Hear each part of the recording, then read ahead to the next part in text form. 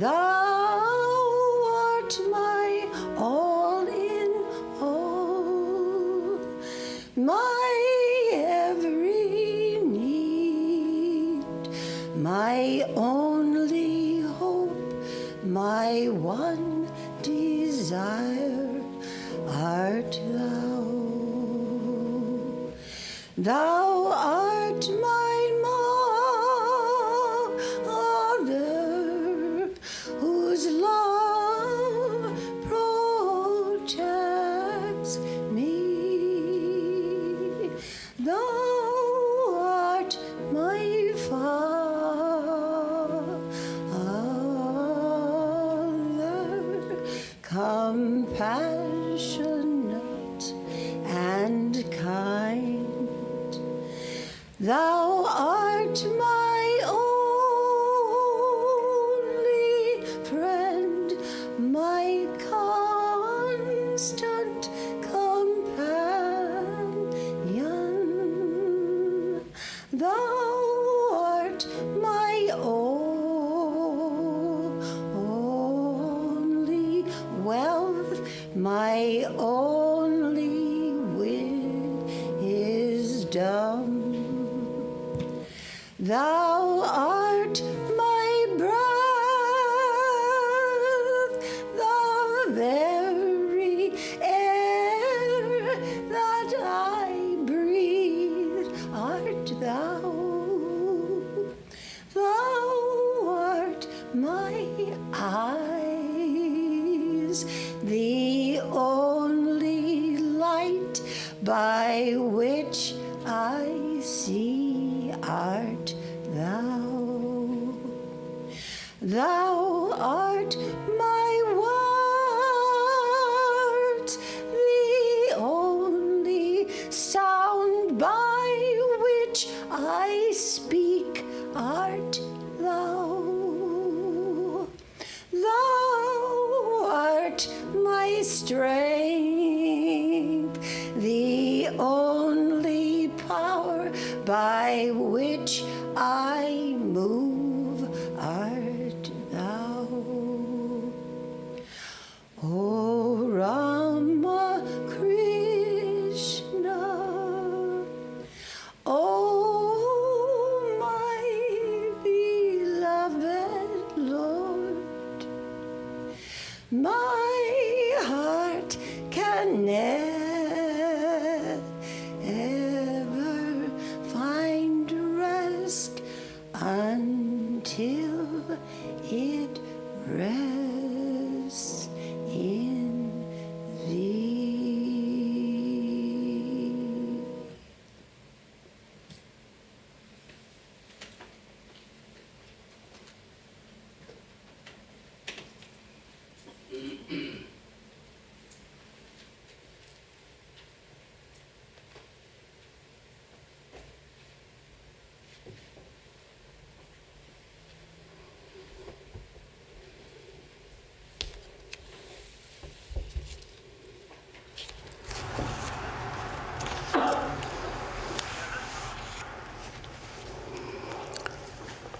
Om Sthapukaya cha dharmasya sarvadharmasvarupine avatara varisthaya Ramakrishnaya te namaha. Om Shanti Shanti Shanti. Salutation to Sri Ramakrishna, who is the establisher of religion and also the embodiment of all religions. Oh, peace, peace, peace.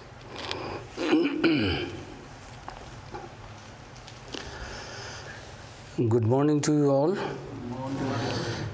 Very nice to meet you again with this beautiful topic. Sri Ramakrishna, what they say about him. As you all know, we have been every year having our annual program, birthday celebration. This year also, it will be on 17th in this month. And just In this connection, let us think of Sri Ramakrishna and how others also think of him. Who is Sri Ramakrishna? It is difficult to analyze. Swami Vivekananda himself said, just one day earlier, before he passed away in Belur, walking there, just like a soliloquy, talking to himself, had there been another Vivekananda, he could have understood what this Vivekananda has done. To evaluate who Vivekananda was and what his contribution was, another Vivekananda is needed to judge and assess. Another Christ can assess who Christ was. Another Buddha can assess who Buddha was. Like that, another Rama, another Krishna, another Ramakrishna is necessary, actually, to understand them a bit deeper. Many people have many ideas about Ramakrishna. Sri Ramakrishna himself also said many things about Sri Ramakrishna on himself. There is a collection about his nativity, about his visions, about the instructions, divine instructions he got, which Swami Vivekananda always used to challenge. When Sri Ramakrishna was in his physical body. But afterwards, that same Vivekananda confessed that yes, he admitted, as I was wrong to always argue with Sri Ramakrishna, and nothing I could establish from my side. And I found that actually he was true. And that is why I have given my head to that Pagla Bamun, to that mad priest of Dakshineshwar. I tried my level best, but I could not help. I found that what he saw, what he realized, what he taught, what he said to me, it is now gradually I find that yes, that was true, and now what he said, that is also true. I could not prove his visions, his realizations, his message, his words to be wrong. So today we have got a chance to discuss and read some of the ideas. Sri Ramakrishna himself, on himself, Swami Vivekananda, Holy Mother, little we will try to quote what they say, and what Master himself also said about this embodiment as Ramakrishna. E.L. Basham, that noted British historian, when he was delivering a lecture in the centenary celebration of Swami Vivekananda in Calcutta, about the contribution of Swami Vivekananda, then he said, this 100 years is very short time span, to evaluate such characters, such personalities. It is too small a time period to assess. But this much I can say, that in centuries to come, he will be remembered as one of the main molders of the modern world. I cannot say the final verdict. I cannot give it now. It is not the time. About Sri Ramakrishna also. It is just we are going to celebrate this year 178th anniversary, 179th birth day is coming, we will celebrate. So it is very short time to assess, evaluate, to understand their real nature and the message and how great they were. These great people, avatars come, it takes millenniums actually to understand a little bit. And even after that, our scripture says that is that unknown and unknowable. But then why you should venture unnecessarily? If Sri Ramakrishna is unknown and unknowable, better not to discuss? No. It uplifts our mind. Swami Vivekananda, we begin with his wonderful opinion about Sri Ramakrishna, a little bit what he gave in his 2 lectures in 1896 in New York and one in England. He said something about his master.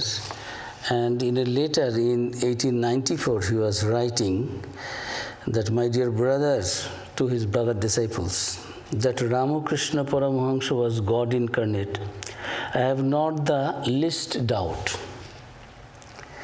But then you must let people find out for themselves what he used to teach. You cannot thrust these things upon them. This is my only objection. Vivekananda was an open sword. He did not like to be directed, guided by others. Let me decide myself. Let it be in front of me, I will take the decision. Let people see Sri Ramakrishna, his life, his wonderful life, his Catholic messages, and let them assess, why do you put your ideas, thrust it on others' minds? That is my objection. See, he is writing to his own brother disciples. No sect. In one place he says, I don't like to create another sect in this world, which is already meeting with so many sects, teeming with. It is full of sects, different sects. Somebody can say something, can lecture on something, can memorize, can quote something, and give something he thinks that it is something new to the world, and creates a sect. And there is a fine stotra, Brahma Rupam Adi Madhu Shesha Sarva Bhasakam. Swami Vivekananda Maharaj, the 6th president of the Ramakrishna order and a disciple of Holy Mother Sharada Devi, and got sannyas from Swami Vivekananda. He composed Sri Ramakrishna Stotra Dashakam, a hymn. There he says, Siddha Sarva Sampradaya Varjitam.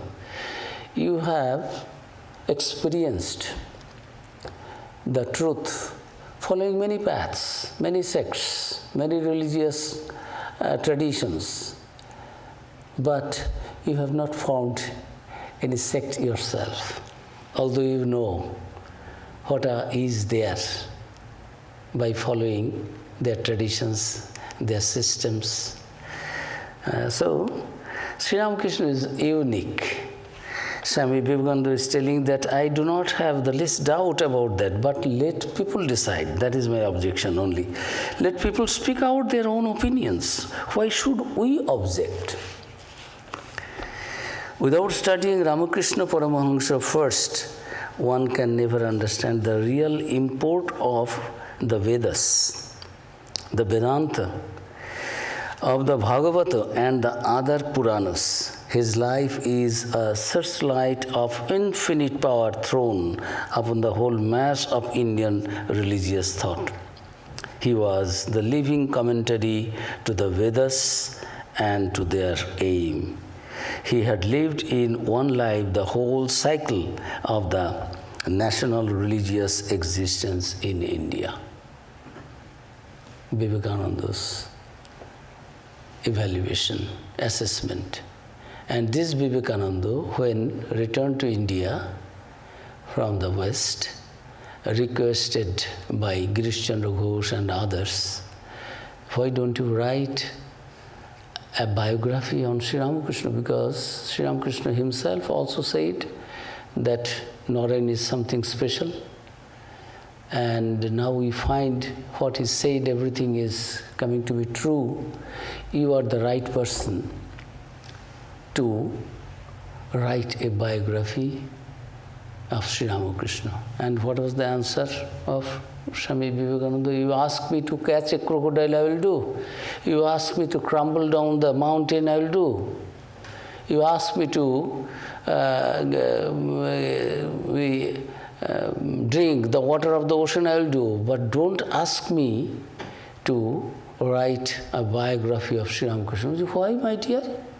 Who can be the fittest person than you for this task? And his humble submission was, I have not understood Sri Ramakrishna. See, it is not that public lecture having claps showing a little humility and, oh, how great you are. It is not that. He was speaking from his mind that I could not understand Sri Ramakrishna. Am I that fool that you want me to write on Sri Ramakrishna?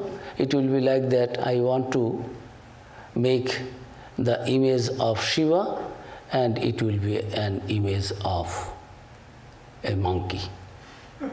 I know my capacity. Who said? Swami Vivekananda himself. So his life was he was the living commentary to the Vedas and to their aim. He had lived in one life the whole cycle of the national religious existence in India. Whether, then he says, a little comparison.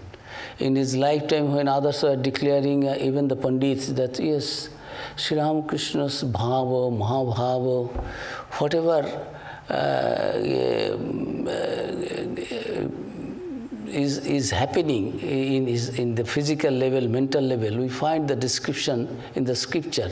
Bhairavi Brahmani was very adept in the Bhagavata, and she declared that it is Chaitanya Dev's life we find this, and gopis had this. So Sri Ramakrishna also having this, he must be an avatar of God, an incarnation of God. And Pandits came, one of the Pandits said, what avatar? He is the source from where all avatars come. Afterwards we find about Sri Ramakrishna, Swami Vivekananda was telling his brother disciples, writing in a letter, that Sri Ramakrishna, Bhagavanir Bap, means father of God, means source of that source from where all avatars come. And now, when Sri Ramakrishna was in body, he would not accept Sri Ramakrishna as an avatar and in God incarnate. But as a man, I have the highest respect for him.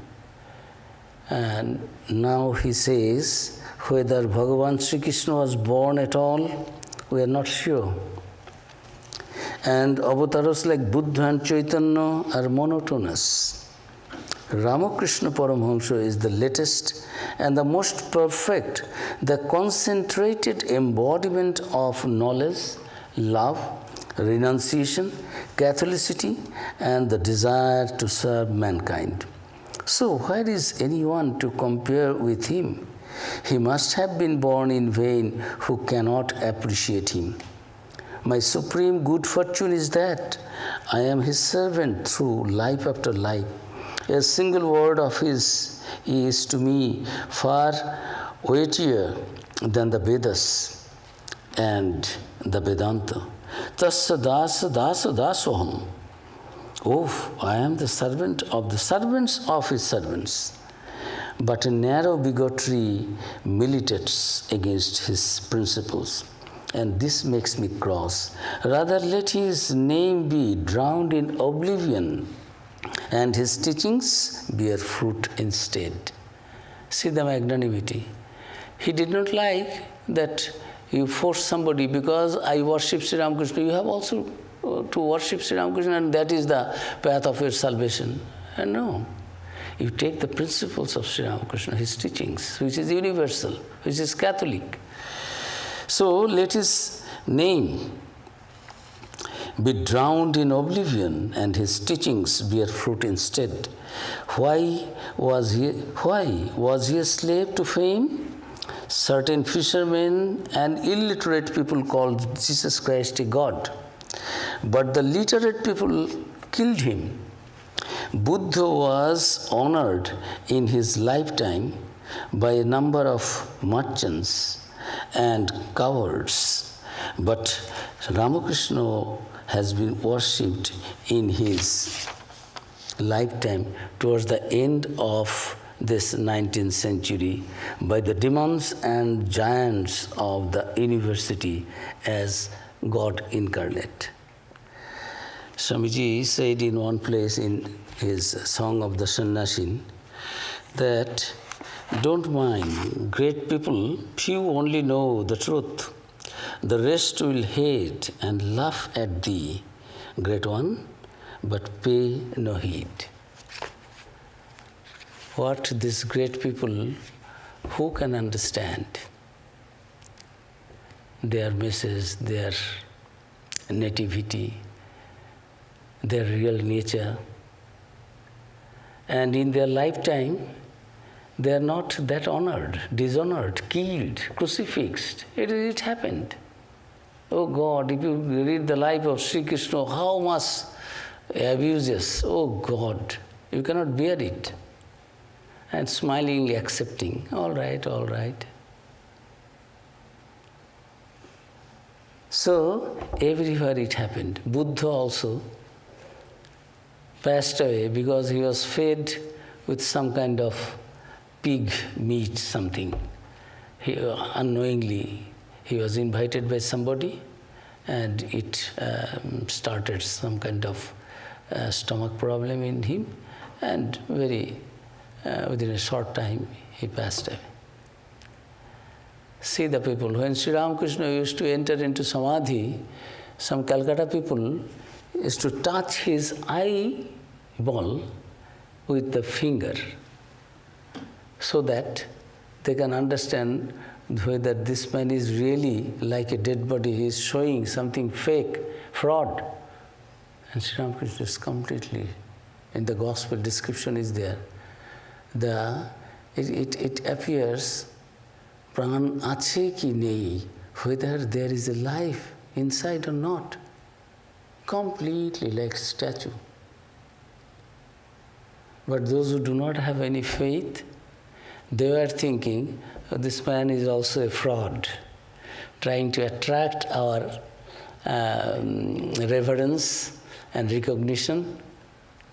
And those who are devotees sitting there, they are telling it was very painful to see that your near and dear one, whom you worship as God incarnate, your own Ishta Devata, your chosen deity, your Guru, that he is being humiliated in such a way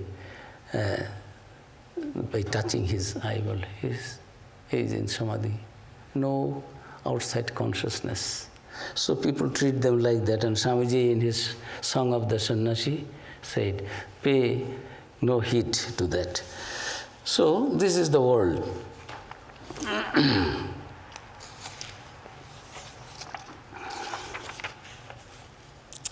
But Ramakrishna has been worshipped in his lifetime towards the end of this 19th century by the demons and giants of the university blues. They did not have any confusion, any doubt about the fact. Only a few things have been jotted down in the books about them, Sri Krishna, Buddha or Christ, etc. One must be a wonderful housekeeper, quote, one must be a wonderful housekeeper with whom we have never yet lived, unquote. So the Bengali proverb goes, whom I have not seen, with whom I have not talked, he is a very good person. It doesn't make any sense. So about them, many questions are there. You cannot historically prove these characters. There are many interpolations, there are many stories, there are many challenges from different corners. But about Sri Ramakrishna is telling that, but here is a man in whose company we have been day and night, and yet consider him to be a far greater personality than any of them. Can you understand this phenomena? Here, Swami Vivekananda used this word phenomenon, or Isharud. I will get, if I get the time, I will. He also said, Sri Ramakrishna's life, it is a phenomena. Phenomena is something, it is there. You cannot say it is not there, but you cannot explain. It is so magnanimous, so vast, so big, it is beyond our understanding. But it is there. You cannot say it is not there. That is a phenomena. So, can you understand this phenomena? You have not yet understood the wonderful significance of mothers. Then he says other things about Holy Mothers. So what I am telling, this about Sri Ramakrishna, he had his questions, but gradually when he realized the truth in his own life, he had firm conviction that Sri Ramakrishna is that ultimate reality embodied in this age as Ramakrishna. And Ramakrishna himself also said about himself, Sri Ramakrishna on himself. What he said, once my father went to Gaya. There Raghuveer said to him in a dream, Gaya is the place where Hindus offer their oblations and offerings for the deceased ancestors, for their liberation and going to higher sphere. In a dream, God appeared, Raghuveer, and said, I shall be born as your son. Thereupon my father said to him, O Lord, I am a poor Brahmin. How shall I be able to serve you? Don't worry about it, Raghuveer replied. It will be taken care of.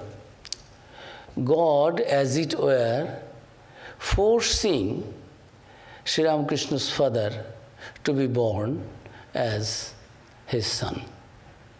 Despite there's a resistance from his father. I am a poor Brahmin, I cannot take care of all this puja. It needs devotion, it needs financial support. I do not have. My dear God, I am happy that you are blessing me, you have accepted my offering puja, but don't come. But God is telling that will be taken care of, but I must be born as your son. See, Sri Ramakrishna himself is giving about his own nativity. And after that, when he was in Calcutta to help his brother in his Sanskrit classes, Ramkumar, he said, brother, what shall I do with a mere bread-winning education? I would rather acquire that wisdom which will illumine my heart, getting which one is satisfied forever. You see, just a teenager boy, when others were going to school, college, university, eager to earn money, and he was arguing with his elder brother who was forcing him to go to the school and have some education. Why? Then through this education you will be able to earn your bread. And he was telling, what shall I do with a mere bread-winning education? Rather, I would rather acquire that wisdom which will illumine my heart, getting which one is satisfied forever. In the Gita, in the Upanishad, it is there. Yang labdha chaparang labhang mannate nadhiyam tataha. Yasmin sthito na dukkhe na gurunapi vichallate. This is a state Sri Ramakrishna was aspiring for, which is such a high stage, according to the scriptures, Advaita Vedanta. Having obtained such state, one regards no other acquisition superior to that, and where established, one is not moved even by heavy sorrow. It is in the Gita, 6th chapter, Dhyana Yoga. Bhagavan Sri Krishna was teaching Arjuna. And Sri Ramakrishna was literally illiterate, as you can say, safely. Although Sri Ramakrishna would make jokes, cut jokes in presence of Narendranath, he learned some English words, 30, 35 like that. And he would utter those words, Englishman, Calcutta people, so like that, thank you. So he used to enjoy young Narendranath's criticism that you are illiterate, what you know about this. We know, we have studied, we have school, college, university, we have got all these things. You do not know. All these are hallucinations and all these things, your visions. And Sri Ramakrishna would say smilingly, I am not that illiterate as Naren thinks of. Thank you, means I know English word. In those days, if you know some English words, then also you will be considered that, oh, you are a man of knowledge, something you know. See what slavery does. Sorry. So, Sri Ramakrishna was a teenager, was telling, I will not get this formal education, the aim of which is only to earn bread. In the material level mind, my mind is not going there. I like to have that wisdom, that learning, yang labdhva chaparang labhang, that wisdom I want to, which will illumine my heart, getting which one is satisfied forever. That state when it comes in the life of one, he or she becomes completely satisfied. He or she doesn't have anything to ask for, or there is nothing, no suffering in this world that can make his or her mind perturbed, disturbed. I want that state. So he himself was telling about his own life. So Rani Rashmani, that lady, estate holder who purchased the land for Dakshineshwar temple and constructed that temple. It was meant for Sri Ramakrishna, everything through, as it were, it was due to the providence, everything was happening, guided by providence, that she would purchase that land, and Sri Ramakrishna's elder brother would be appointed, because no other Brahmin took the responsibility. They said, no, you belong to the lower caste, so we as Brahmins, we don't like to go and worship in your temple. We will not even go for the inauguration. Consecration also will not go. Sri Ramakrishna's elder brother Ram Kumar, who was a Sanskrit scholar, his mind was compared to others broader, and he said, yes, there is an alternative in the scripture. If you donate it, dedicate it in the name of your guru or one Brahmin, then it can be done, no problem. So it was done according to his guidance, and Ramakrishna as a boy also, he came and was there in the temple. And he himself was telling, the Rani Rashmani finally bought this place at Dakshineshwar on the eastern bank of the Ganges. Part of the land had belonged to an Englishman. See the coincidences in Sri Ramakrishna's life, in sadhana, and in the beginning also. Part of the land had belonged to an Englishman, means a Christian. The other part was an abandoned Muslim graveyard, where a Muslim holy man had been buried. The plot was in the shape of a tortoise shell, high in the center and low around the edges. Such a burial ground, according to the Tantras, is a favorite site to establish Mother's temple and perform sadhana. As if guided by providence, the Rani selected this place. Sri Ramakrishna himself is telling. And now we will come. Who are the deities in that place? So Sri Ramakrishna's universal ideas, Catholic ideas, everything, the stage was being set up, as in the case of Swami Vivekananda. Swami Vivekananda himself said that platform, Chicago Parliament of Religions, Hari Bhai, I think it is being done for this.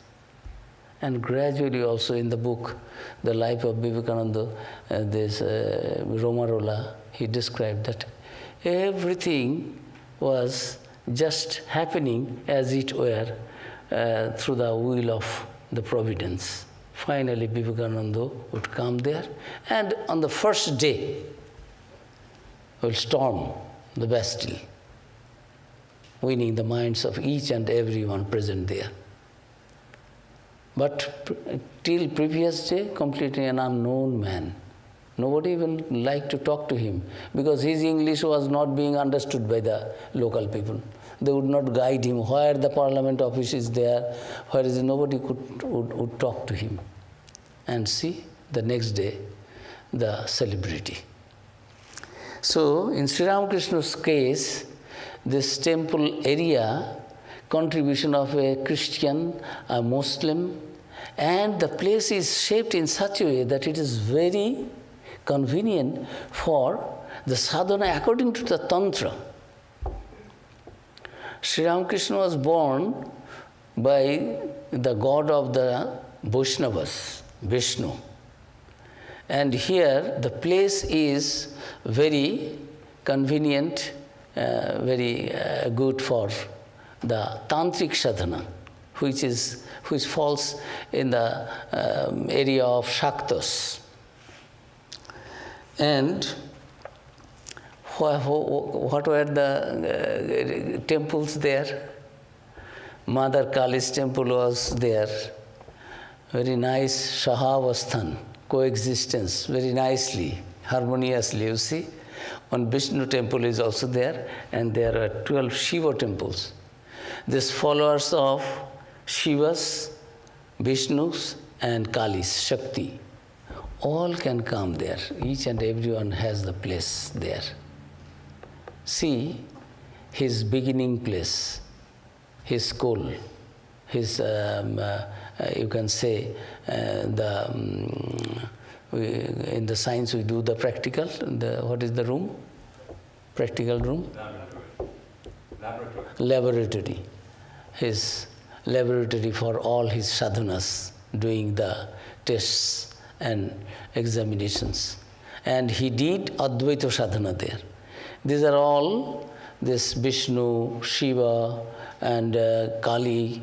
This is worship of the forms. God with form, God with attribute. And there he did, Sri Ramakrishna did, when Totapuri came, the sadhana of Advaita, formless aspect of the ultimate reality.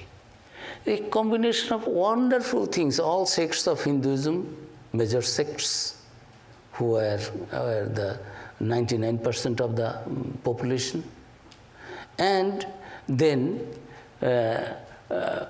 Christian and Muslim. In those days, these two major religions also. He did sadhana according to their system also. So, see, this Sri Ramakrishna's life, the beginning, the place, anywhere you go, anything you take up, you find that it is an ocean of all these rivers, and everything is coming and meeting point of each and every faith and religion, but he himself doesn't have any sect. He is beyond, above all sects. Not a single path, he said, that this is the only path you follow. For the Kali Yuga in this age, modern age, Sri Ramakrishna prescribed, yes, you can follow any path. In the Gita also, Bhagavan Sri Krishna is telling Arjuna, yes, klesha adhikatarastesham. In the Bhakti Yoga there is there. Yes, you can take up any path, the path of knowledge you can do, but it is very difficult for the ordinary people who has the feeling of this body. That path is meant for those who have, by sadhana, raised themselves to such a level that they don't feel I have a body. They can take up that path. But for the common people like us, who has always the feeling of this body, of mind, me and mine, better you follow the path of devotion. And he himself said, I myself did it. What is wrong in that? You want to reach the goal. Goal can be reached through all these paths, following all these faiths, all these sectarian sadhanas. You can reach that, but you have to be pure in mind. You have to have the real earnestness, yearning for that. So, Sri Ramakrishna's life, we find that he himself and telling about a little that God himself has incarnated, come. His mother had a wonderful vision that Shiva is entering her womb, and she felt that she was with a baby when her husband was away for months. And when her husband came back from Goa, she said, yes, my dear husband, this happened to me and I am feeling I am with a baby. And he said, yes, I also had the vision in Goa. God has entered into your womb, so don't worry, don't tell others. And many divine experiences also this lady, Chandramani Devi, was having at that time when Sri Ramakrishna was in her womb. So, this mysterious are the ways of the providence. It is very difficult to understand. So, what we will evaluate, assess. When we were schoolboys, we memorized one proverb. Fools rush in where angels fear to tread. So, lecturing on Ramakrishna, lecturing on God, lecturing on Advaita, lecturing on Dvaita, as if we are all have come here with experiences, have come back and talking. It is not that. That ultimate reality is formless. Sri Ramakrishna is giving, I will quote something from the Gospel. Sri Ramakrishna is trying to make us understand. But you start. It is not that you cannot understand anything. It is sure that you cannot know God in its totality. But what is needed, you need one glass of drinking water to quench your thirst. Why do you disturb your head and your mind by counting how many gallons and cubics of water is there in the lake? You drink one glass and okay, that is the secret. But we want to get entangled in this world in so many things other than doing sadhana and really offering prayers to God with our right earnestness, yearning heart. So Sri Ramakrishna is telling that is necessary, not other things. Today I was reading and I was telling, Je poti parke pandit bhaye gyani na bhaye kai. By reading scriptures, books, you can give lecture, you can become a pandit. Yes, that is also necessary. Those who do not know anything, help them. But don't think by reading books and quoting that, you can become the knower of the ultimate reality, knower of God. For that, either you have to take the path of devotion, or you have to take the path of this detachment, or you have to take the path of discrimination, meditation.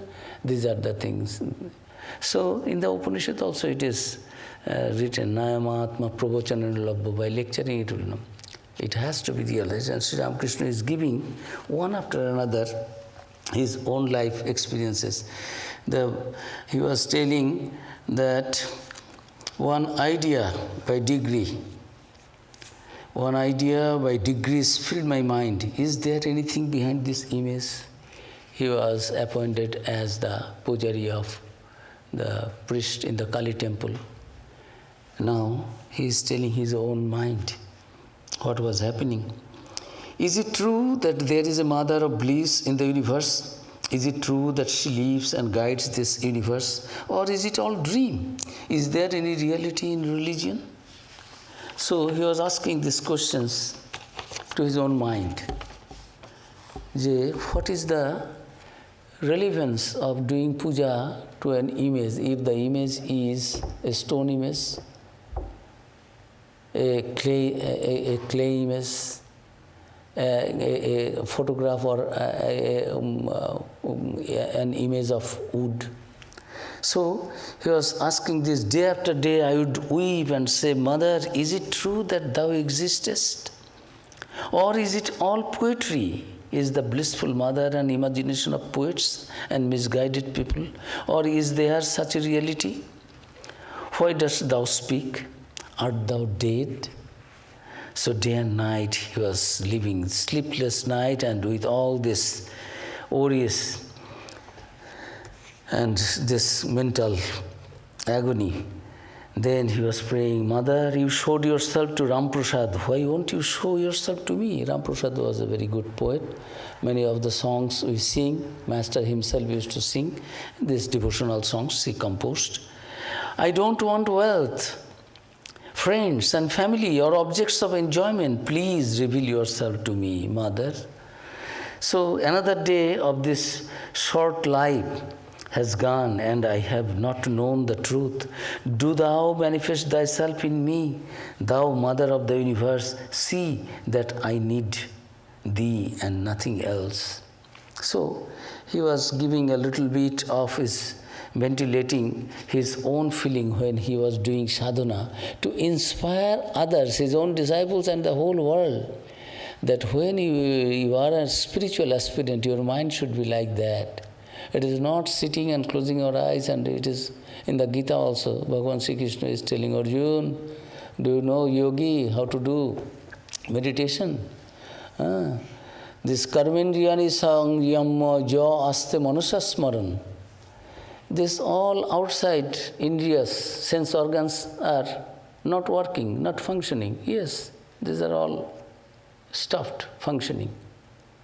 But manusasmaran, but in your mind if you are thinking, mind is also a sense, the subtlest one. So, mithacharo shauchate, he is called a bhanda, a fake, a fraud. Although you are not doing anything wrong with your physical body, all the senses you have controlled, but you have to control the mind. Mentally you will be thinking something other than God will not do. You have to give your everything, then you will have everything also. So, he was praying, though another day is gone, this life is so short, so when shall I see you? I don't want anything else. So suddenly my eyes fell one day. His eyes fell on the mother's this sword in the mother's shrine. Like a madman, I ran to the sword and seized it. Then I had a marvelous vision of the mother and fell down unconscious. Afterwards, what happened in the external world, or how that day and next passed, he fell unconscious not only that day, next day also. Passed, I don't know. But within me there was a steady flow of undiluted bliss that I had never before experienced, and I felt the immediate presence of the Divine Mother. And he is telling, it was that from that my life was completely changed. A torrent of spiritual light would come then, deluging my mind and urging me forward. I used to tell the mother, Mother, I could never learn from these erring men, but I will learn from thee and thee alone. Mother, be gracious unto me, reveal yourself to me. I would cry so bitterly that people would gather around me to watch. I scarcely realized the presence of people around me. They looked more like shadows or painted pictures than real objects, and so I did not feel any shame or embarrassment at all. Sometimes I would lose outer consciousness from that unbearable agony. Immediately after that, I would see the mother's luminous form bestowing boons and fearlessness. I used to see her smiling, talking, consoling, or teaching me in various ways. So, he was describing his God-intoxicated days. Since that day, I have been an altogether different man. I began to see another person within me. When I used to conduct the worship in the temple, my hand, instead of going toward the deity, would very often come toward my own head and would put flowers there. A young man who was staying with me did not dare approach me. He would say, quote, I see a light on your face. I am afraid to come very near you. He did not know that there was an aura of light, but others are seeing and would not come near, close to him because they were afraid that Sri Ramakrishna was no more that Gadadhar Chattopadhyaya, the pujari, the priest, is a completely changed one. Many people come and I have seen this dream, this God, that God. Means as if our sadhana is over. It is not that. Seeing good dreams are good. These are some indications from God's side that we don't lose our hope. Inspirational, encouragement. Yes, yes, I am there. Some good, but one should not think that I have had a dream of this deity or that deity, and I am very much uplifted to my sadhana, and I don't need to do anything, and I have become a guru now. Now others will also come, I will also give counseling, and it is not that. But this is what happened in our worldly life, day-to-day life we find. And in the beginning I was telling, Sri Ramakrishna did not, he said, I cannot bear the word guru. Who can be guru? The guide, the teacher. Only that ultimate reality, that God can be guru. He only teaches. I am nobody's guru. In Shankaracharya's, you see such a wonderful Vedanti, and he was telling, I am nobody's guru, nobody's disciple. In the Nirvana Shatkam, 6 stanzas on Nirvana, this liberation. So, Sri Ramakrishna's wonderful experience at that time state. There is an image of Bhairava, a form of Shiva, in meditation on the parapet of the Nath Mandir in front of the Kali temple. While going to the temple to meditate, I would point to that image and tell my mind, you must meditate on the mother like that motionless statue. No sooner did I sit down to meditate than I would hear clattering sounds in all of my joints, beginning in my legs. It was as if someone inside me were turning keys to lock me up, joint by joint. I was powerless to move my body or change my posture, even slightly. I could not stop meditating or leave the temple or do anything else I wanted. I was forced to sit in that posture until my joints began clattering again and were unlocked, this time beginning at my neck and ending in my legs. What wonderful visions. If you read the great master, the Sri Ramakrishna and his divine play, translation of the Bengali book, Sri Sri Ramakrishna Lila Prasango, and if you read the chapter Tantra Sadhana, 64 types of tantric disciplines he completed. Oh God, it is very difficult to believe and see that, oh God, a human being can also do that. Is it possible to do that kind of sadhana, spiritual austerities? So, wonderful thing Sri Ramakrishna himself is telling. Now, who is this Sri Ramakrishna? Who will tell? What wonderful visions. Will you call him an Advaitin because he was the disciple of Totapuri and had Nirvikalpa Samadhi? More than 6 months. Could not come down to the normal level, physical level. Somebody was there. From where? A sadhu from Kashi, Benares, has come, attending him and taking care of his body. A little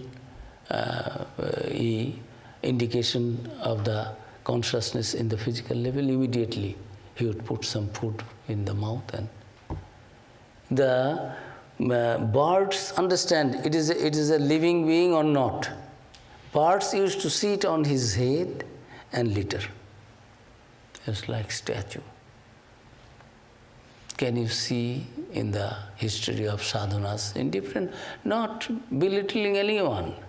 Sri Ramakrishna did not want his own name and fame. It is not that. Swamiji just said, we are not that to start another Sri Ramakrishna Bhajo. It is not that. That ultimate reality appears in different ages to satisfy the minds and demands, cater to the need of the age, to the devotees. Devotees, that ultimate reality come. It is all the same. Only the manifestation of power differs. Ishwar Chandra Vidyasagar, when Sri Ramakrishna met him, he was the wonderful Pandit, very great Pandit in Calcutta. And on 5th August 1882, Sri Ramakrishna went to see him, not for his Panditya, this erudition, but for his great heart. Whatever he used to earn by writing books, Sanskrit book, whatever Sanskrit we learned, whatever Bengali we learned, it was from his book. And he used to spend all the royalty and other things, incomes, and he was the principal of the Sanskrit college in Calcutta, and was highly respected by one and all, and he would help anybody and everybody. Nobody will come back without any help from him. So he did not keep anything for his own. So Sri Ramakrishna went to see that man. And M, the recorder of the gospel, was headmaster in 2 schools established by Ishwar Chandra Vidyasagar. So when master went there, Ishwar Chandra Vidyasagar was asking foolish questions. Does God give more power in others, and or it is everyone is equally powerful? Then the master said, oh God, don't you understand? God is in everyone. That spiritual potential is there. No doubt about the fact. But in the reality, in the relative sphere, realm, what we see? Why I have come to see you? Have you grown to horns? Because of your this daya, compassion, love for others, your dedication, your truthfulness, your purity of character. So for this differs. The manifestation of power is their difference. Otherwise, we all are divine. But real religion is to manifest that divinity within. That is what is the message of Sri Ramakrishna. Following any path, remaining any stage, field of life, sphere of life. Oh, we are householder, it is not possible, we are illiterate, no. Sri Ramakrishna is showing what is the need of literacy for having the knowledge of the ultimate reality. You see me, what I have not visited any school, college, university, but you see the Divine Mother's grace. And following any path, one can reach that.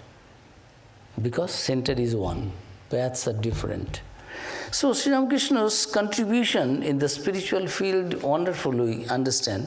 Now how we can say Sri Ramakrishna was a saint or just a Advaitin or a Vishishtadvaitin or a Dvaitin, a follower of Advaita Vedanta or a qualified Advaita or the dualism. He was a Vedantist or a Tantric because he did Tantra sadhana. He did Christian sadhana. So was he a Christian? Or a Hindu, or he did Muslim sadhana also. Was he a Muslim?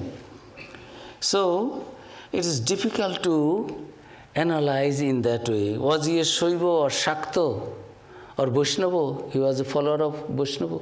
These are small-minded people. They follow something and they think their God and your God and my God are separate gods and goddesses. So, the way they think of, they all want to preach also in the same way, very narrow way of understanding, not understanding the reality in its totality. So, Sri Ramakrishna himself also said that it is Achine Gach. Do you know what is Achine Gach? One day he was talking to M, the recorder of the gospel, and telling him, have you seen this Achine Gach? It was in the gospel, Master and M. What do you think about this body? M, recorder of the gospel, was headmaster in his school, 2 schools, and in Calcutta, and visiting professor in 2 colleges. So Master was asking, and I quote from there.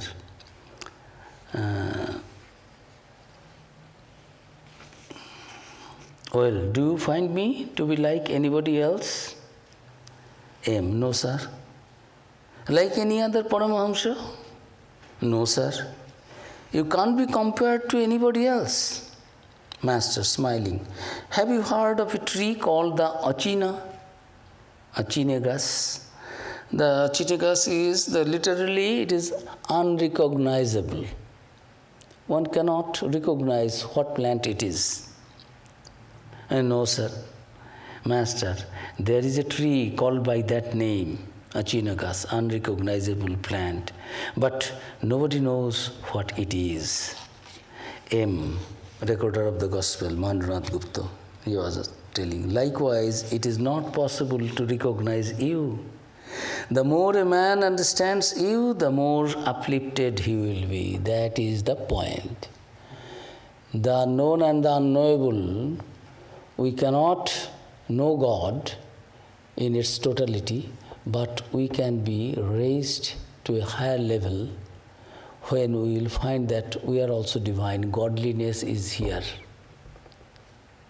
in us being manifested. And that is the goal of life, to manifest that godliness within, those virtues. If anybody thinks of it, the more a man understands you, the more uplifted he will be. M was silent. He said to himself, the Master referred to the sun at the dawn and the tree unrecognizable by men. Did he mean an incarnation of God? Is this the play of God through man? Is the Master himself an incarnation? Was this why he cried to the devotees from the roof of the kuti, where are you? Come to me. If through the grace of God we do not understand what God is, what the nature of God, incarnation, then we cannot know. Several times we have discussed it in Vedanta also, it is there. In Bhakti Path also, Holy Mother was telling, can anyone know God by reading, by doing japam, meditation? Holy Mother said, no, my child. Then God cannot be known? No, can be known. Then how to realize God? You will realize God by God's grace only. So we have to have our sadhana, our prayers, that God may reveal His nature so that we can be blessed with the achievement of the goal of human life. So he was telling, did he mean an incarnation of God? That is it the play of God through man? Is the Master himself an incarnation? Was this why he cried to the devotees from the roof, come, where are you? Come to me. Because this body will now be given up. Come and know for yourself, experience it for yourself. So Sri Ramakrishna, what he is, what he was, is difficult to say, because the power, the glory, the manifestation of divinity in this avatara was shown through him, is very difficult to understand and say anything in its finality that, yes, that is the last word about Sri Ramakrishna. It is not that. And what Sri Ramakrishna had showed was his teaching. His teaching is that the goal of human life is to realize the truth, and you are divine, divinity is in everyone, and since that there is divinity in everyone, don't feel I am superior, you are inferior. Rather, you serve each and everyone as the embodiment of God. That is also a kind of spiritual sadhana. So, these wonderful teachings are there, and Holy Mother said that I don't think harmony of religions, that is what the main purpose of his incarnation. But that is also one point is there, that is there. But main thing in this avatar Sri Ramakrishna taught is renunciation. Holy Mother said that in this age, people are very grossly engrossed in the material enjoyment and in the physical level. So Sri Ramakrishna taught the whole world the significance of renunciation, without which one cannot realize the truth in this life. Although we have got our human life, we have got good association, we have got guru, we have got our guidance, everything we have got, but if we do not give value to renunciation, tyagenoiki amritattva manusha. Renunciation doesn't mean that we have to give up our family, this, that, and we all have to become monk, and all monks are also great renunciates. It is not that. Renunciation is in mind, detachment. Everything in this world is unreal, even my body, mind, everything, my possessions. That reality behind everything is that ultimate truth. If we know that, then only it will be the achievement of goal. So human life, divinity, love to others and service to man is service to God, and also doing everything in a detached manner, remaining in a householder's life anywhere, no problem, doing the state works, government administration, so many things are to be done. You can do, but don't get attached to anything. That is what is renunciation. Thanks to all of you for your patient hearing, and we will have our now closing music. Okay, thank you.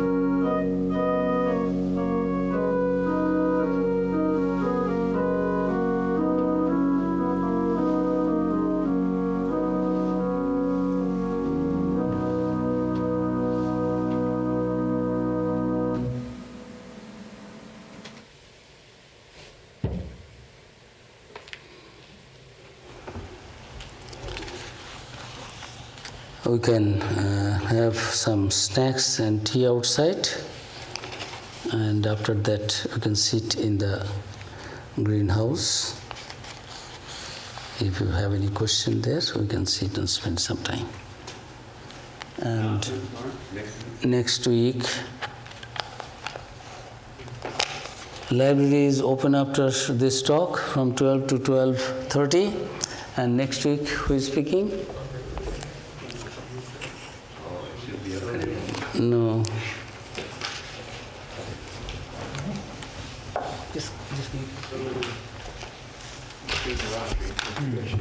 Shivaratri ne bolte bana. Shivaratri is on Friday. Shukrobar, Friday. Shivaratri. Brahmananda Puja. What is this? February. Oh my goodness. I'll tell you. Okay. Next week, Swami Vivekananda ji will be speaking, and his topic will be the unique Sri Ramakrishna. That's on Sunday, but also coming up on Friday the 8th, is Shivaratri. This is the night of Shiva. This is one of the austere observances of the Vedanta Society. It starts at 6 p.m. and it goes until 2 in the morning or so. Many people choose to fast that day from morning, so they won't eat anything until the worship is over. So if you want to participate with the full austere aspect of it, then you can join us in that fasting on the 8th. That's Shivaratri. So, and then the following weekend we'll be observing Sri Ramakrishna's birthday on 17th.